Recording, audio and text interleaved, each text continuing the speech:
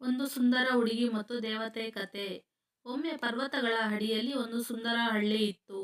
ಆ ಹಳ್ಳಿಯಲ್ಲಿ ಅನನ್ಯ ಎಂಬ ಹುಡುಗಿ ವಾಸಿಸುತ್ತಿದ್ದಳು. ಅವಳು ತುಂಬಾ ಸುಂದರಳಾಗಿದ್ದಳು.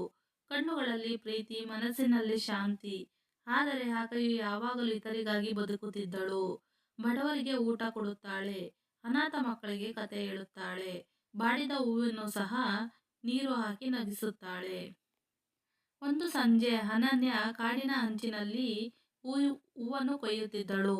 ಒಂದು ಬೆಳಕಿನ ಕಿರಣ ಆಕೆಯ ಮುಂದೆ ಮೂಡಿತು. ಆ ಬೆಳಕಿನೊಳಗೆ ಒಂದು ದೇವತೆ ಪ್ರತ್ಯಕ್ಷಳಾದಳು. ಆ ದೇವತೆ ಬಿಳಿಯ ವಸ್ತ್ರ ಧರಿಸಿ, ಕಣ್ಣುಗಳಲ್ಲಿ ಚಂದ್ರನ ಮೃದುವಾದ ತೇಜಸ್ಸು ಹೊಳೆಯುತ್ತಿತ್ತು. ದೇವತೆ ಹೀಗೆ ನುಡಿದಳು: ಮಗಳೇ, ನಿನ್ನ ಹೃದಯದಲ್ಲಿ ಶುದ್ಧ ಪ್ರೀತಿ ಇದೆ. ನಾನು ನಿನ್ನ ಮನಸ್ಸಿನ ಬೆಳಕನ್ನು ನೋಡಿದ್ದೇನೆ. ನನಗೆ ಒಂದು ಆಶಯ ಕೇಳು. ನಿನ್ನ ಜೀವನದಲ್ಲಿ ನಿನ್ನ ಹೃದಯದ ಕನಸು ನನಸಾಗಲಿ ಎಂದು ಹೇಳಿದಳು. ಅನನ್ಯ ತಕ್ಷಣ ದೇವತೆಯ ಮುಂದೆ ಕೈ ಮುಗಿದು ಹೇಳಿದಳು: ದೇವತೆ, ನನಗೆ ನನ್ನ ಸುಖ ಬೇಡ.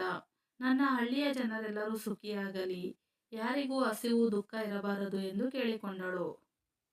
ಆಗ ದೇವತೆ ನಗುತ್ತಾ ಹೇಳಿದರು: ನೀನು ನಿನಗಾಗಿ ಕೇಳಲಿಲ್ಲ, ಇತರರಿಗಾಗಿ ಕೇಳಿದ್ದೀಯಾ. ಅದೇ ನಿನ್ನ ನಿಜವಾದ ಸೌಂದರ್ಯ. ಹಾಗಾದರೆ ನಿನ್ನ ಹಳ್ಳಿಯ ನದಿ ಎಂದಿಗೂ ಒಣಗದಿರಲಿ. ನಿನ್ನ ಹೃದಯದ ದಯೆಯಂತೆ ಅದು ಸದಾ ಹರಿಯಲಿ ಎಂದು ಹೇಳಿದಳು.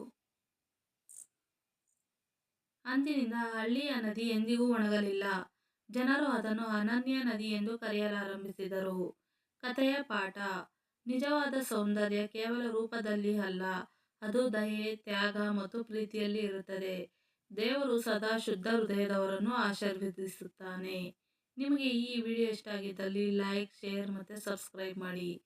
Thank you for watching.